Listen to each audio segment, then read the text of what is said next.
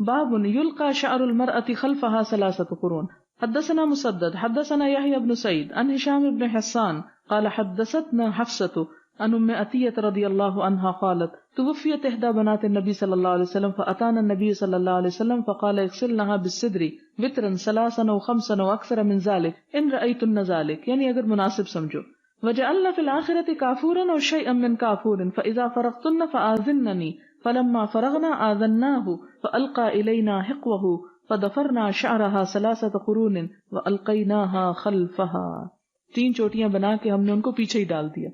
مجھے کہیں جانے کا اتفاق ہوا تو کسی نے مجھ سے کوشچن کیا کہ بال کاٹنا جائز ہے یا نہیں، تو بعد میں بتایا گیا کہ یہ اس لیے خواتین پوچھ رہی ہیں کیونکہ ان کے ہاں یہ کہا جاتا ہے، ان کے ہاں تو نہیں لیکن عام طور پہ ہمارا بھی کہتے ہیں نا جنازہ بھاری ہو جاتا ہے، تو سمجھ نہیں آتی تھی کہ اس بات کے جنازے سے کیا تعلق ہے. تو وہ کل مجھے پتا چلا کہ وہ کہتے ہیں کہ جب عورت مر جائے تو لازم ہے کہ اس کے بال اتنے ہوں کہ 2 طرف سے کر کے اس کے سینے پہ ڈالے جائیں،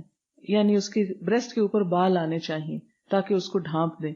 تو یہ بھی ایک لوگوں کی من گھڑت سی بات ہے، اس میں کوئی ایسی شرط نہیں ہے. اب اگر کسی عورت کی بیماری کی وجہ سے بال جھڑ گئے ہیں یا کسی نے منڈوا دیے ہیں تو وہ منڈوانا تو منع ہے، لیکن یہ ہے کہ اگر کسی کے بال چھوٹے ہیں یا بعض اوقات آپ دیکھیں کہ جیسے کینسر پیشنٹس جو ہوتے ہیں کیمو تھراپی کے بعد بالکل بال ختم ہو جاتے ہیں، اور بعض اوقات یہ ہے کہ اس میں وہ ڈیتھ بھی ہو جاتی ہے لوگوں کی عام طور پر. تب اس صورت میں وہ عورت تو گناہگار مری ان لوگوں کے خیال کے مطابق کہ جس کے اتنے بال نہیں ہیں کہ وہ سینے پہ ڈال سکے. تو بات یہ کہ کہیں یہ شرط نہیں ہے اور کہیں نہیں لکھا ہوا کہ عورت بال نہ کاٹے اور اتنے ضرور بڑھائے کہ اس کے سینے پہ آئیں. اب یہاں ان ساری حدیثوں سے ہمیں کیا پتہ چل رہا ہے کہ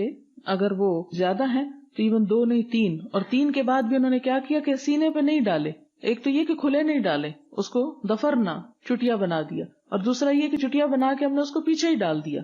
تو اس سے ان ساری باتوں کی نفی ہوتی ہے جو ہمارے معاشرے میں بلا وجہ کی مشہور کی گئی ہیں. فَضَفَرْنَا شَعْرَهَا 3 قُرُونٍ وَأَلْقَيْنَاهَا خَلْفَهَا، یعنی اس کے پیچھے ہی ان کے ڈال دیا گیا.